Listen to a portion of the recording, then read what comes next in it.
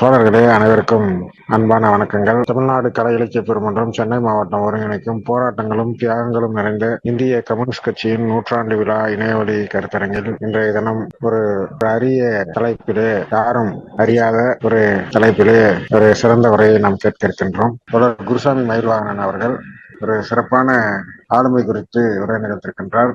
முத்து திருவாயின் நாச்சியார், வேரமங்கை வேறு நாச்சியார் பற்றி நமக்கு எல்லாம் தெரியும். அதற்கு முன்பாகவே, அவர் காலத்துக்கு முன்பாகவே வெள்ளையரை எதிர்த்து வேற சமர் புரிந்த மங்கை முத்து திருவாயி நாச்சியார் அவர்கள் பற்றி ஒரு சிறப்பான உரையை வழங்க நம்மோடு இணைந்திருக்கின்றார் தோழர் குருசாமி மயில்வாகனன் அவர்கள். தோழர் அவர்கள் அற்புதமான காய்த்தல் உவத்தல் இன்றி மிக ஒரு அறிவியல் அடிப்படையிலான, ஒரு சான்றாதாரங்களின் அடிப்படையிலான, மிக வரலாற்று பூர்வமான தரவுகளை முன்வைத்து சிறப்பான வரலாற்று ஆய்வுகளை முன்னெடுப்பவர், பல நூல்களின் ஆசிரியர், வ.உ.சி. ஆய்வு வட்டத்தினுடைய சிவகங்கை வரலாற்று ஆய்வரங்கம், இப்படி பல சிறப்பான அமைப்புகளை இயக்கி அந்த அமைப்புகளின் வாயிலாக வரலாற்று ஆய்வுகளை முன்னெடுத்து சிறப்பான வரலாற்று கடமைகளை செவனே ஆற்றி வரக்கூடிய தோழர். சமீபத்தில் கூட கேளாத கதை என்ற ஒரு மாபெரும் ஆய்வு நூலை, வ.உ.சி.யினுடைய சிறவாழ்க்கை பற்றிய ஒரு நூலை அவர் வெளியிட்டிருக்கின்றார்.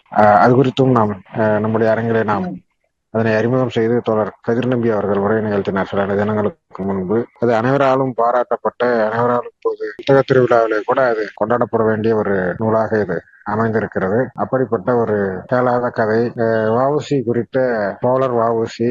கப்பலோட்டிய கதை தொடங்கி இப்போது கேளாத கதை என்ற தலைப்பில் அவர் முன்னெடுத்த அந்த ஆய்வானது ஒரு தமிழ் கூறும் நல்லுலகம், இந்திய சமூகமே போற்றத்தக்க ஒரு பிரம்மாண்டமான ஆய்வாக அது அமைந்திருக்கின்றது. அப்படிப்பட்ட மிகச்சிறந்த வரலாற்று ஆய்வாளரும் மார்க்சிய சிந்தனையாளரும் செயல்பாட்டாளருமான தோழர் குருசாமி மயில்வாகனன் அவர்கள் தன்னுடைய வாழ்நாளை ஆய்வுகளுக்காகவும் சமுதாய விடுதலைக்காகவும் அர்ப்பணித்துக் கொண்டிருக்கின்ற மிகச்சிறந்த தோழர். அவர் பெண்ணரசி முத்துவாய் நாச்சியார் அவர்கள் பற்றி உரை நிகழ்த்திருக்கின்றார். அவரை உங்கள் அனைவரின் சார்பாகவும் வருக வருக என வரவேற்று வணங்கி விடைபெறுகின்றேன். நன்றி, வணக்கம். மாலை நேர வணக்கத்தை தெரிவித்துக் கொள்கிறேன். இந்த தலைப்பில முதல் முறையாக நூல்களிலே நான் குறிப்பிட்டிருந்தாலும் கூட முதல் முறையாக ஒரு உரையாக இதை நிகழ்த்துவதற்கு வாய்ப்பளித்த தமிழ்நாடு கலை இலக்கிய பெருமன்ற தோழர்கள் அனைவருக்கும் என்னுடைய நன்றியை முதற்கண் தெரிவித்துக் கொள்கிறேன். நண்பர்களே, தோழர்களே, இது கிழக்கிந்திய கம்பெனி, ஆற்காடு நவாப், புதுக்கோட்டை தொண்டைமான் மன்னருடைய படை ஆகிய முக்கூட்டு படைகளுக்கு எதிராக முதலாக போராடிய ஒரு வீர பெண்மணியை குறித்த ஒரு வரலாறைத்தான் நான் உங்களுக்கு சொல்லவிருக்கிறேன். இதற்கு முன்னால் இப்படி ஒரு பெயரை இன்னொரு ராணிக்கு கொடுத்து அதன்படியே நாம் தொடர்ச்சியாக அதை கொண்டாடி கொண்டிருக்கிறோம். அது வேறு யாரும் இல்ல, சிவகங்கையின் ராணி வீரமங்கை வேலுநாச்சியார் அவர்கள். வேலுநாச்சியார் அவர்கள் தான் முதலாக ஆங்கிலேயருக்கு எதிராக போரிட்டவர் என்ற ஒரு கருத்து பரவலாக அறியப்பட்டிருக்கிற சூழ்நிலையில, அதற்கு முன்னரே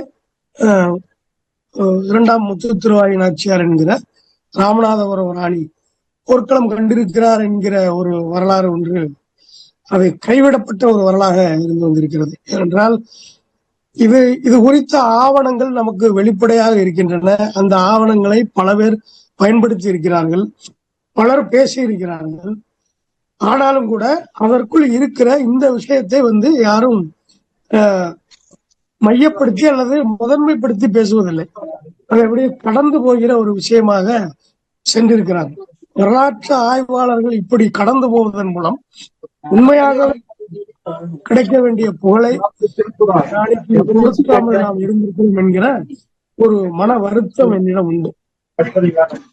நாம் யாரும் ஒருவரை தாழ்த்தி ஒருவரை உயர்த்த வேண்டும் என்கிற நோக்கம் நமக்கு இல்லை. ஏகாதிபத்தியத்தை எதிர்க்கிற, அந்நிய ஆதிக்கத்தை எதிர்க்கிற யாராக இருந்தாலும் அவர்கள் போற்றப்பட வேண்டியவர்கள், அவருடைய தியாகம் போற்றப்பட வேண்டியது, அவருடைய வீரம் போற்றப்பட வேண்டியது என்பதில் எந்த மாற்று கருத்தும் இல்லை. ஆனால் அவ்வாறு போராடியவர்களை நாம் முறையாகவும் சரியாகவும் மக்களுக்கு தொடர்ச்சியாக சொல்ல வேண்டிய ஒரு கடமையும் பொறுப்பும் நமக்கு இருக்கிறது. இந்த அடிப்படையில் தான் இந்த ஒரு வரலாற்றை உங்கள் முன்னால் சொல்ல இருக்கிறேன். நமக்கு ஏற்கனவே இதனுடைய முன் வரலாறு நம்ம ஓரளவு அறிந்ததுதான். அதாவது கிழக்கிந்திய கம்பெனியின் வருகை, நவாபுகளுடைய தோற்றம், அந்த நவாபுகளுக்குள் ஏற்பட்ட பதவி சண்டை, துரோகத்தினால் ஏற்பட்ட ஏராளமான உயிர் பலிகள், இவைகளை எல்லாம் தாண்டி கடைசியாக ஆற்காடு நவாப் வாலாஜா முகமது அலி நமது தென்பகுதிக்கான வரி வசூலிக்கும் உரிமையை பெற்றிருப்பதாக அவன் நவாபுடைய பதவியை பெற்றவுடன் அதற்கான முயற்சியில் இறங்குகிறான். அப்பொழுது அவன் தென்பகுதியில் தன்னிச்சையாக இருந்த, அதாவது பாண்டிய பேரரசு வீழ்ச்சிக்கு பிறகு நாயக்கர் ஆட்சி காலத்தின் வீழ்ச்சிக்கு அங்கங்கு தன்னிச்சையாக இருந்த பல்வேறு பகுதி பிரதேச குறுநில மன்னர்கள், பாளையாதிபதி வரி வசூல் நமக்கு கட்டுப்பட்டவர்கள் என சொல்லி வரி வசூல் பண்ணுவதற்காக ஆற்காடு நவாபா பதவியேற்றுக் கொண்ட வாலாஜா முகமது அலி அவருடைய படையை தென்பகுதியை நோக்கி அனுப்புகிறார். அவருடைய படைக்கு துணையாக கிழக்கிந்திய கம்பெனியுடைய படை வாடகைக்கு எடுத்துக் கொள்கிறார். நவாபின் மேலாண்மையை ஏற்றுக்கொண்ட பாளையங்களுடைய படைகளை அவன் கூட்டு சேர்த்துக் கொள்கிறான். இந்த அடிப்படையில அவன் அங்கிருந்து புறப்பட்டு வரும் பொழுது திருச்சியிலே அவர்களுடைய மைய அலுவலகம் இருக்கிறது, படை தளம் இருக்கிறது. அங்கிருந்து அவர்கள் புறப்படும் பொழுது புதுக்கோட்டை துண்டைமான் அவர் தன்னுடைய ஆதரவை முகமது அலிக்கு நவாபிற்கு தெரிவித்து விடுகிறார். அதனால் அங்கு எந்த பிரச்சனையும் இல்லை. அதற்கு அடுத்து புதுக்கோட்டையை தொடர்ந்து அவர்கள் சிவகங்கைக்கு வர வேண்டும். சிவகங்கைக்கு அடுத்து ராமநாதபுரம் செல்ல வேண்டும். அதற்கு பிறகு மதுரையிலிருந்து தென்பகுதி நோக்கி சென்றால் அவர்கள் பல்வேறு பாளையங்களை அவர்கள் கடந்து செல்ல முதலாக அவர்கள் வரும் பொழுது 1772 வாலாஜா முகமது அலி தன்னுடைய படைகளை தனது மூத்த மகனான உல்ரா என்கிற தன்னுடைய மூத்த மகனை படைக்கு தலைவராக நியமித்து அவருக்கு துணையாக கிழக்கிந்திய கம்பெனியின் படை, அதற்கு தலைவராக இருந்தவன் மேஜர் கேப்டன் ஸ்மித் என்பவர் அவனுக்கு தலைவராக இருக்கிறார். இவர்கள் இருவருடைய படைகள் புறப்பட்டு தொண்டியிலே வந்து இறங்குகின்றனர். 1772 மே மாதம் இறுதியில் என்று ஆவணங்களிலே இருக்கிறது. அநேகமாக 28 ஒரு 3 நாட்களுக்கு முன்னதாக அவர் வந்து இறங்கி இருக்கிறதுக்கான வாய்ப்பு இருக்கிறது. அவர்கள் அங்கு இறங்கி நேரடியாக ராமநாதபுரம் நோக்கி இதனுடைய படையை நடத்தி செல்கிறார்கள்.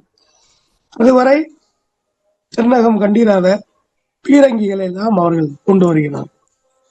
நேரடியாக ராமநாதபுரத்துக்கு ராமநாதபுரத்திற்கு அவர்கள் வரும்பொழுது ஜூன் மாதம் 1ஆம் தேதி ராமநாதபுரம் நகருக்கு வெளியே அவர்கள் முகாமிடுகிறார்கள். வாலாஜா முகமது அலியின் சார்பாக ஒரு கடிதம் ஒன்று முதலில் ராமநாதபுரம் மன்னருக்கு அனுப்பப்படுகிறது. இந்த இடத்திலே நாம் ராமநாதபுரத்துடைய நிலைமை என்ன என்பதை நாம் பார்த்துட்டோம்.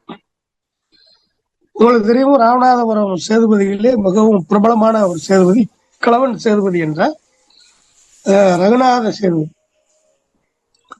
அவருக்கு ஏராளமான மனைவிகள், அவருடைய உடன் பிறந்தவர்கள் ஏராளமான பேர். அவர்களுடைய சகோதரர்கள், அவருடைய சகோதரி உடையக்கால் நாச்சியார். இந்த உடையக்கால் நாச்சியாருடைய குழந்தைகள் 3. அந்த உடையக்கால் நாச்சியார் கடம்பத்தேவர் என்பவருக்கு திருமணம் செய்து கொடுக்கப்பட்டவர். உடையக்கால் நாச்சியாருடைய வாரிசுகள் 3. ஒருத்தர் முதலில் ஒரு ஆண் முத்து வைரவநாத சேதுபதி, அதற்கு அடுத்து விஜய ரகுநாத சேதுபதி, 3ஆவதாக முத்து திருவாய் நாச்சியார். 2 ஆண்கள், ஒரு பெண். இந்த முத்து வைரவநாத சேதுபதி அவருக்கு அவர் இளமையிலேயே இறந்து விடுகிறார் என்று ஒரு குறிப்பு இருக்கிறது. அதனால் கிழவன் ரகுநாத சேதுபதிக்கு பின்னர் சேதுபதியாக வந்தது அவருடைய சகோதரி மகனான விஜய ரகுநாத சேதுபதி என்ற செல்லமுத்து சேதுபதி. இந்த இவருக்கு செல்லத்தேவர் என்ற செல்லமுத்து விஜய ரகுநாத சேதுபதி என்பது அவருடைய முழு பெயராக குறிப்பிடப்பட்டிருக்கிறது. இவருடைய சகோதரி தான் முத்து திருவாய். இந்த செல்லத்தேவர் என்கிற செல்லமுத்து ரகுநாத விஜய ரகுநாத சேதுபதிக்கு வாரிசுகள் இல்லை என்று ராமநாதபுரம் கெசட்டியரில் இருக்கிறது. ராமநாதபுரம் அரண்மனை சமஸ்தானங்களை வைத்து நூல்களை எழுதி நமக்கு மிக பொறுப்புணர்வுடன் நமக்கு தந்த ஆய்வாளர் எஸ்.எம். கபால் அவருடைய நூல்களிலே செல்லமுத்து ரகுநாத சேதுபதிக்கு வாரிசுகள் இல்லை என்று குறிப்பிடப்பட்டிருக்கிறது. அவருக்கு வாரிசு இல்லாத காரணத்தினால் அவர் வயது முதிர்வதற்கு முன்பாகவே தன்னுடைய தங்கை முத்து திருவாய் நாச்சியாருடைய பிள்ளைகளில் ஒருவரான 11 மாத குழந்தையான முத்துராமலிங்க சேதுபதியை ராமநாதபுரம் சீமையின் சேதுபதியாக நியமனம் செய்து அவருக்கு பாதுகாவலராக ஆட்சி பொறுப்பை அவருடைய தாயாரே தன்னுடைய சகோதரியான முத்து திருவாய் நாச்சியாரையே நியமிக்கிறார். முத்து திருவாய் நாச்சியாருக்கு 2 பெண் குழந்தைகள், ஒரு ஆண் குழந்தை. 2 பெண் குழந்தைகள். அடுத்து 3ஆவதாக இந்த சிறுவர் முத்துராமலிங்க சேதுபதி, பின்னால் ரிபல் முத்துராமலிங்க சேதுபதி என அவர் குறிப்பிடப்படுகிறார். அவர் சேதுபதியாக பட்டம் சூட்டப்பட்ட பொழுது அவருக்கு வயது 11 மாதம். தனக்கு வாரிசு இல்லை என்பதால் அப்படி செய்கிறார். அப்ப தன்னுடைய 11 வயது குழந்தையை ராமநாதபுரம் சீமையின் சேதுபதியாக அறிவிக்கப்பட்ட பிறகு அதற்கு பொறுப்பாளராக இருந்து ராணியாக ராமநாதபுரம் சீமையை நிர்வகித்து வந்தவர் தான் முத்து திருவாய் நாச்சியார். ஏற்கனவே ஒரு முத்து திருவாய் நாச்சியார் இருப்பதனால் இவர் 2ஆம் முத்து திருவாய் நாச்சியார் என்று குறிப்பிடப்படுகிறார். அப்படி அந்த முத்து திருவாய் நாச்சியார் 1700களிலே 1750களுக்கு முன்னால் பொறுப்புகளுக்கு வந்த பொழுதுதான் இந்த ராமநாதபுரத்தின் மீது வரி கேட்டு வாலாஜா முகமது அலி வந்து படையோடு இறங்குகிறார். அதாவது ராமநாதபுரம் நகருக்கு முன்னால் கிழக்கிந்திய கம்பெனி, நவாபுடைய படைகள் இவைகள் எல்லாம் முற்றுகையிடும் பொழுது ராமநாதபுரத்தை ஆண்டு கொண்டிருந்தது 2ஆம் முத்து திருவாய் நாச்சியார். சேதுபதியாக இருந்தவர் ரிபல் முத்துராமலிங்க சேதுபதி என்ற 11 வயது பாலகன். அப்போது வந்து அவருடைய 2 தங்கைகள் எல்லாம் இருக்கிறார். இந்த முற்றுகையின் பொழுது இவருடைய கடிதத்தை கொடுத்து அனுப்புகிறார். இப்ப ராணிக்கு அந்த கடிதம் வருகிறது. ராணி அந்த கடிதத்தை படிக்கிறார். ஒரு தென்னக பகுதியிலே எங்களுக்கு வரி வசூலிக்கும் உரிமை வந்து விட்டது, அதனால் நாங்கள் உங்களுக்கு நீங்கள் வரி கட்டி பாக்கி இருக்கிறது என்று கேட்க, இவ்வளவு மாதங்களாக நீங்கள் வரி பாக்கி வைத்திருக்கிறீர்களோ அந்த வரியை செலுத்துங்கள். இப்பொழுது அதற்கு முன்னால் ராமநாதபுரம் வந்து பெரிய அளவிலே அந்நிய சக்திகள் யாரோடும் போரிட்டது கிடையாது. அவர்களுடைய மண்ணிலே பலர் போரிட்டு இருக்கிறார்கள் தவிர அவர்கள் கிழவன் ரகுநாத காலத்திலே பல பேரோடு அவர்கள் போரிட்டு இருக்கிறார்கள் தவிர அவர்கள் மீது படையெடுத்து யாரும் வந்ததில்லை. நாயக்கர் காலத்தில் கூட நாயக்கர்களுக்கு ஆதரவாக அவர்கள் இருந்ததனால் அவர்கள் மீது படையெடுப்பதும் நடந்தது. எனவே இப்பொழுது தங்களது சீமைக்குள்ளே வந்து நகருக்கு வெளியே நின்று முற்றுகையிட்டுக் கொண்டிருக்கிற அந்த மிகப்பெரிய படையை அவர்கள் பார்க்கிறார். இந்த ராணி முத்து திருவாய் நாச்சியாருக்கு 2 பிரதானிகள் இருக்கிறார். ஒருவர் பிச்சை பிள்ளை, இன்னொருவர் இருளப்ப பிள்ளை. இருவரும் சகோதரர்கள் என்று ஒரு தகவலும் இருக்கிறது. இது போக தளவாயாக தாமோதரம் பிள்ளை இருக்கிறார். இவர்கள் தான் ராணிக்கு ஆலோசகராக இருக்கிறார். இந்த படையை குல்சத்தும் உல்ராவின் தலைமையில் வந்திருக்கிற படை பலத்தை பார்த்தது இவர்கள் ஒரு வீணான ஒரு போரை நடத்தி நாம் ஒரு சேதத்தை ஏற்படுத்த வேண்டும். அவர்கள் வந்து இங்க வந்து ஆட்சி அதிகாரம் செய்யணும் அப்படிங்கிற எண்ணம் எல்லாம் நவாப் அவர்களுக்கு இல்லை. எங்களுக்கு கட்டுப்பட்டவர்கள் நீங்கள் என்று நாங்கள் அறிவித்து விடுகிறோம், நீங்கள் வரியை நீங்கள் செலுத்தி வந்தால் போதும் என்பதால் செல்வ செழிப்பு மிக்க ராமநாதபுரம் சீமையானது அவருடைய வரியை தருவதற்கு தயாராகிறது. அந்த அடிப்படையிலே வரியை தந்து விடுகிறோம் என்று அவர்கள் சொன்னதும் அந்த கடிதத்தை கொண்டு போன அந்த தூதுவன் மீண்டும் சுவிட்சரிடம் போய் உள்தத்துவம் உள்ராவிடம் போய் சொல்லவும் அவர்களின் இரண்டு ராமநாதபுரம் சீமைக்கும் முகமது அலிக்கு ஆற்காடு நவாப் முகமது அலிக்குமான ஒரு ஒப்பந்தத்தை தயாரித்து அனுப்புகிறார். இந்த ஒப்பந்தம் மீண்டும் ராணி கைக்கு வருகிறது. ராணி அதை வாசிக்கிறார். இந்த இடத்துல அந்த ஒப்பந்தத்தில் என்ன இருந்தது, அதனுடைய வாசகங்கள் எப்படி இருந்தன என்பது குறித்து இதுவரை யாரும் நூல்களில் எழுதவில்லை. ஒருவேளை ராமநாதபுரம் அரண்மனை ஆவணங்களிலே இருந்திருக்கிற வாய்ப்பு இருக்கிறது, இல்லாமல் இருக்கிறதுக்கும் வாய்ப்பு இருக்கிறது. இந்த ஒப்பந்தத்தை படித்த ராணி முத்துத்திருவாய் நாச்சியார் அதை ஏற்க மறுக்கிறார்.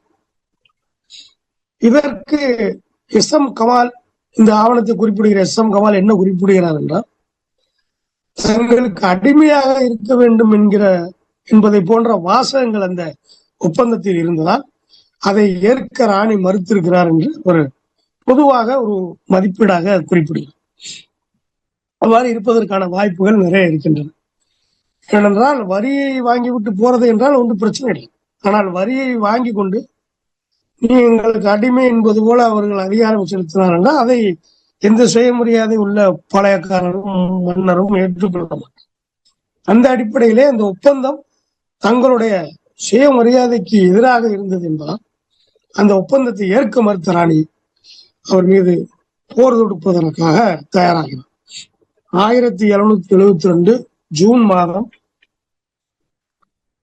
1, 2, 3 இந்த 3 நாட்கள் முதல் நாள் அப்படி நடக்கும். 2-3 நாள்ல சண்டை மூண்டு விடுகிறது.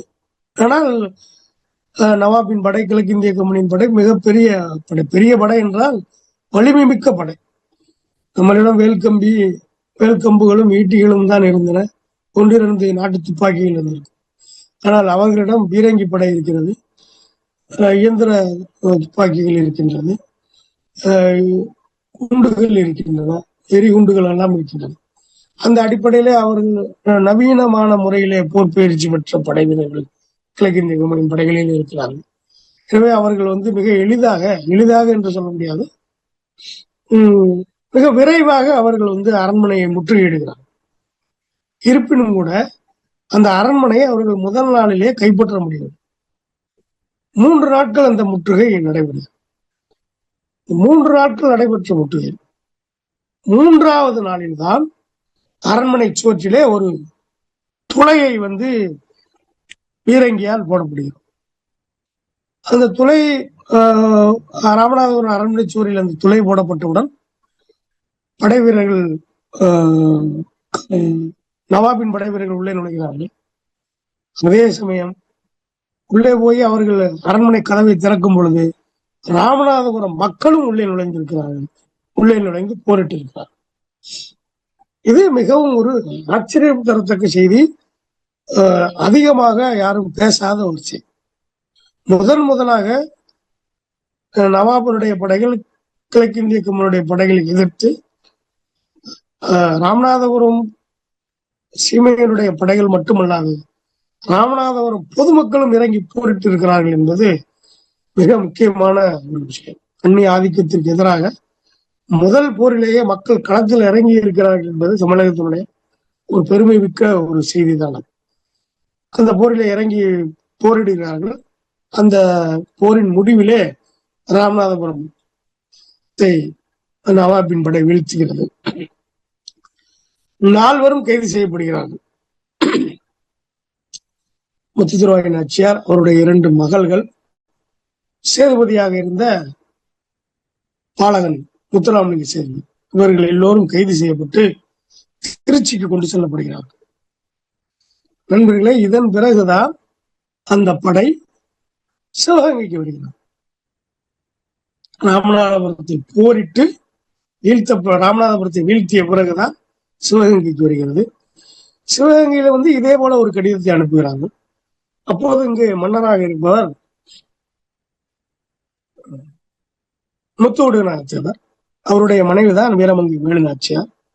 முத்துவடுகநாதத்தேவரோட தந்தை சசிவர்ணத்தேவர், சசிவர்ணத்தேவருடைய மனைவி அகிலாண்டேஸ்வரி நாச்சியார். அந்த அகிலாண்டேஸ்வரி நாச்சியார் என்பவர் வேற யாரும் இல்ல, நாம் ராமநாதத்தை பார்த்து செல்லமுத்து விஜயநாத சேதுபதியுடைய மகன். இளையவர்களுக்கு நெருங்கிய ஒரு உறவு சொந்தம் இருக்கிறது. ராமநாதபுரம் சிவை ஒப்பீட்டளவில் சிவகங்கையோட மிகப்பெரிய சீமை. ராமநாதபுரம் சீமையை இந்த போரில் தாக்கு பிடிக்க முடியாத ஒரு சூழ்நிலை இருக்கும் பொழுது நம்மால் எப்படி எதிர்த்து போரிடுவது என்கிற பிரச்சனை அப்பொழுது சிவகங்கையில் இருந்திருக்க வாய்ப்பு இருக்கிறது. அந்த அடிப்படையில தான் அவர்களுடைய இந்த போரை தவிர்ப்பதற்காக முத்துவடுகநாதரும் உங்களை வரி கட்டிக் கொள்கிறோம் என்கிற ஒரு முடிவிலே அவரும் வந்திருக்கிறார். ஆனாலும் கூட அதை இந்த செய்தி போவதற்கு முன்னாலே அதை இன்னொரு கதை ஏற்கனவே நாம் இங்கே பேசி இருக்கிறோம். திருப்புவனத்திலே முகாமிட்டிருந்த பாஞ்சோர் படையெடுத்து வந்து முத்துவடுகநாதரை கொன்று விடுது. இது ராமநாதபுரம் சிவைக்கு பின்னால் நடக்கிற ஒரு சம்பவம். அந்த நேரத்தின் போது பல ஆங்கில ஆவணங்கள், பௌச் பாதிரியார் மற்றும் புல்லட்டன் போன்றவர்கள் குறிப்பிட ஆங்கிலேய ஆவணங்களும் சரி, சரித்திர கும்மி, சரித்திர அம்மானை போன்றவைகள் குறிப்பிடுவதும் சரி, அவைகள் எல்லாம் வந்து எதிர்பாராத நேரத்திலே முத்துவடுகநாதர் தாக்கப்பட்டு அவர் பலியாக்கப்பட்டார் என்றுதான் குறிப்பிடுகிறார். எனவே போர் என்பது ராமநாதபுரத்தில் முதலாக நடந்திருக்கிறது. அந்த போரிலே கிழக்கிந்திய கம்பெனி நவாப் படையை எதிர்த்து வீரமங்கை பெண்ணரசி முத்துத்திருவாய் நாச்சியார் போரிட்டிருக்கிறார் என்ற தகவல் நமக்கு கிடைக்கிறது. இதன் பிறகு என்ன நடக்கிறது என்றால் 8 ஆண்டுகள் கழித்து மீண்டும் இந்த சீமைகளை அவர்கள் வசம் கொடுக்கிறார் நவாப். அதுக்கு பல்வேறு காரணங்கள் இருக்கின்றன. அது மிக முக்கியமான ஒரு காரணம், வேலுநாச்சியாரும் மருதிருவர்களும் குறிப்பாச்சிபாளையத்தில் இருந்து கொண்டு ஹைதர் அலியின் ஆதரவை கோரி அவருடைய ஆதரவும் கிடைத்தது. அதுபோக சிவகங்கையில மருதிருவர்கள் ரகசியமாக வந்து சென்று இளைஞர்களை திரட்டி போருக்கு ஆயத்தமாயிருந்தது என்பது போன்ற காரணங்கள் எல்லாம் இருக்கின்றன. அதே சமயம் கர்நாடகத்திலே திப்புவனுடைய கை ஓங்கி கிழக்கிந்திய கம்பெனியுடைய கை இறங்கி இருக்கிற ஒரு சூழ்நிலையில் நாம் சிவகங்கை பகைத்தால் திப்புவின் கோபத்திற்கு ஆளாக நேரிடும் என்கிற ஒரு எண்ணம் நவாப் முகமது அலிக்கு இருந்ததால் சிவகங்கையை மீண்டும் ஒப்படைக்கிறார்கள். அதுபோலவே ராமநாதபுரத்தை மீண்டும் ஒப்படைக்கிறார்கள். இந்த இரண்டையும் ஒப்படைக்கும் போது அங்கு நடக்கிற ஒரு முக்கியமான வேறுபாடு என்னவென்றால், சிவகங்கையை ஒப்படைக்கும் பொழுது அவர்கள் சிவகங்கை அரண்மனையில வந்து இருக்கவில்லை, இந்த அதிகாரி வந்து தங்கி இருக்கவில்லை,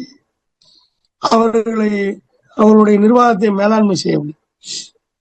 முழுக்க ஒரு தன்னாட்சி செய்யக்கூடிய அளவிற்கு வரியை மட்டும் வாங்கி கொண்டு தன்னாட்சி செய்யக்கூடிய அளவுக்கு அவர்களுக்கு உரிமை கொடுத்திருக்கிறார்கள். அதே சமயம் ராமநாதபுரத்திலே அரண்மனையில ஒரு அறையில கிழக்கிந்திய கம்பெனி ஒரு அதிகாரி தங்கியிருக்கான்.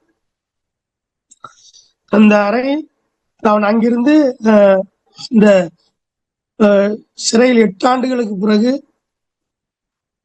சிறுவனாக இருந்த ரிபல் முத்துராமலிங்க சேதுபதியை மீண்டும் ராமநாதபுரம் சேதுபதியாக அறிவித்து அங்கு அந்த நிர்வாகம் நடந்து கொண்டிருக்கிறது. இந்த இடைப்பட்ட 8 ஆண்டுகளிலே திருச்சியிலே சிறை வைக்கப்பட்டிருந்த 2ஆம் முத்துத்திருவாய் நாச்சியார் அவர்களை இறந்து விடுகிறார். அவருடன் அவருடைய மூத்த மகளும் இறந்து விடுகிறார். அவருடைய கடைசி மகளும் அவருடைய தம்பியான முத்துராமலிங்க சேதுபதியும் தான் மீண்டும் ராமநாதபுரத்துக்கு கொண்டு வரப்படுகிறார்கள். 11 வயது பாலகனாக இருந்த முத்துராமலிங்க சேதுபதியாக நியமனம் செய்யப்படுகிறார். அதன் பிறகு சில பிரச்சனைகள் ராமநாதபுரத்தில் நடக்கின்றன. அவருடைய தங்கையே வந்து எனக்கு சேதுபதிக்கான உரிமை தர வேண்டும் என்றெல்லாம் வழக்கு தொடுத்தா அது ஒரு நீண்ட ஒரு கதை. இந்த அளவிலே ராமநாதபுரம் மீண்டும் ஒப்படைக்கப்படுகிறது, சிவகங்கை மீண்டும் ஒப்படைக்கப்படுகிறது. ஆனா ராமநாதபுரத்தில் ஒரு அதிகாரி தங்க வைக்கிறார்கள்.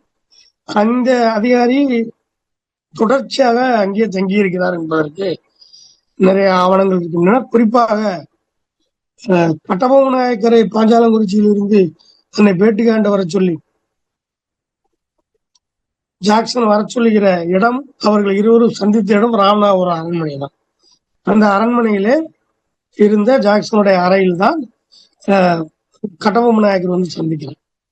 இப்போ அப்படியானால் அவருக்கு அங்கு ஒரு அறை இருந்திருக்கிறது, அங்கிருந்து அவர் நிர்வாகம் பண்ணியிருக்கிறார், அங்கிருந்து சிவகங்கையும் கூட அவர் கண்காணித்திருக்கிற முடியும்.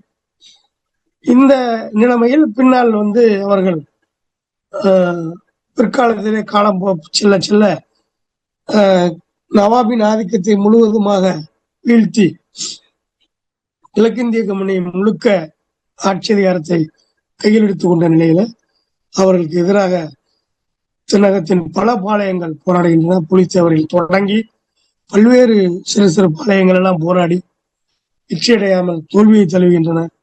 அவற்றில் மிக ஒரு உக்கிரமான போரை நடத்தியது பாஞ்சாலங்குறிச்சி, சிவகங்கை, அதைத் தொடர்ந்து விருப்பாச்சி போன்ற பாளையங்கள், வடக்கே குங்குமண்டலத்தில் இருக்கிற திறன் சின்னமலை போன்ற பல்வேறு சிறு சிறு மன்னர்கள் எல்லோரும் எதிர்த்திருக்கிறார்கள். அவர்கள் எல்லாம் ஒன்றிணைந்த ஒரு கூட்டணிவை உண்டாக்கி இருக்கிறார்கள். இருப்பினும் கூட அவைகள் எதுவுமே வெற்றியடையாமல் ஒரு தோல்வியை தழுவிய ஒரு வரலாறை நாம் பார்க்கிறோம். கடைசியாக சிவகங்கை சீமை வீழ்த்தப்பட்டதும் 1801 முழுக்க தென்னக பகுதிகள் எல்லாம் கிழக்கிந்திய கம்பெனிக்கு கீழாக சென்று விடுகிறது. அதன் பிறகு அவன் இருக்கிற வடபகுதியிலும் சரி மற்றும் தென்பகுதியிலே சிறு சிறு பாளையங்கள் எல்லாம் ஒடுக்கி அதன் பிறகு முழுக்க தமிழகம் முழுவதும் தம்முடைய ஆட்சி கீழ் வந்து விட்டதாக கிழக்கிந்திய கம்பெனி அறிவிக்கிறது. இதுதான் இவருடைய சுருக்கமான வரலாறு. இதில் உள்ள ஒரு சில குறிப்பான விஷயங்களை முதலில் உங்களுக்கு சொல்லிக்கொள்ள விரும்புகிறேன். ஒன்று, இந்த வரலாறு குறித்த விரிவான ஆவணங்கள் எதையும் இன்னும் யாரும் வெளிப்படுத்தவில்லை. ஆய்வாளர் டாக்டர் எஸ்.எம். கமால் அவர்கள் எழுதிய சேதுபதி மன்னர் வரலாறு, சேதுபதிகளின் கதை என்ற அந்த நூல்களை தவிர வேற எந்த நூல்களும் ராமநாதபுரம் சமஸ்தான ஆவணங்களிலிருந்து எடுத்து அந்த முழு ஆவணங்களும் வெளியே வருது. புதுக்கோட்டை சமஸ்தான வரலாறு எழுதிய ராசையா அவர்களும் கூட ஒரு சில கல்வெட்டு செய்திகள் இதில் மட்டும்தான் குறிப்பிடுகிறார்கள். இந்த ஆவணங்களிலிருந்து எடுக்கப்பட்ட எதையும் வந்து நமது வெளியில பொது மக்களுடைய பார்வைக்கு இன்னும் வரவில்லை. ஒருவேளை ராமநாதபுரம் அரண்மனையிலே அந்த ஆவணங்கள் இருந்தால் அவைகள் வெளியே வருமானால், அவைகள் நூலாக்கம் பெருமையானால், ராமநாதபுரம் சீமைக்குள்ள இந்த மிகப்பெரிய புகழ் இந்திய வரலாற்றிலேயே, இந்திய வரலாறு என்று நாம் வந்து தலைப்பிலே கொடுத்திருக்கிறோம், அது பொருந்தாத ஒரு ஒன்றுதான். இந்திய துணைக்கண்ட வரலாற்றிலேயே முதலாக ஆங்கிலேயர்களுக்கும் நவாப்புக்கும் அந்நியர் ஆதிக்கத்தை எதிர்த்து போராடிய முதல் ராணி என்கிற முதல் சீமை என்கிற பெருமையை ராமநாதபுரத்திற்கும், முதல் ராணி என்கிற பெருமையை 2ஆம் முத்துருவாய் நாச்சியாருக்கும் நாம் கொடுக்க வேண்டும் என்பது ஒரு கட்டாயம். அதை நாம் கொடுக்க தவறி இருக்கிறோம் என்பது நாம் செய்த ஒரு பிழை. அதை இனிமையாவது மாற்றி வரலாற்று ஆய்வாளர்களும் அரசும் மற்றும் அதற்கு உரியவர்களும் இதற்கான முயற்சியை எடுத்து அந்த பெரும்புகழை ஏகாதிபத்தியத்துக்கு எதிரான, வணிக சுரண்டலுக்கு எதிரான, ஆதிக்கத்திற்கு எதிரான போரிட்ட வரலாற்று தொடர்ச்சி நாம் சொல்லும் பொழுது அதனுடைய முதல் படியை எடுத்து வைத்ததை நாம் வந்து குறிப்பிட வேண்டும் என்கிற அடிப்படையில முத்துத்துறவாய் நாச்சியார் அவர்களுடைய வீரத்தையும் சுயமரியாதையையும் அவருடைய தியாகத்தையும் நாம் போற்ற வேண்டும் என்று கூறிக்கொண்டு, இது மிகவும் சுருக்கமான உரையாகத்தான் அமைய முடியும். ஏனென்றால் இதற்குள்ள இருக்கிற ஆவணங்கள் இவ்வளவுதான். பிற்காலத்தில் ஆவணங்கள் கிடைக்கும் பொழுது அதை நாம் விரிவாக்கம் செய்து ஒரு விரிவான உரையை நாம் கொண்டு வரலாம். இது குறித்த நூலும் எழுதுவதற்கான முயற்சியில் நான் இருக்கிறேன். அப்படி வரும் பொழுது இன்னும் கூடுதலான சில விவரங்களுடன் மீண்டும் உங்களை சந்திக்கிறேன். வாய்ப்பளித்த கலை இலக்கிய பெறும் என்ற தோழர்களுக்கு நன்றி தெரிவித்துக் கொள்கிறேன்.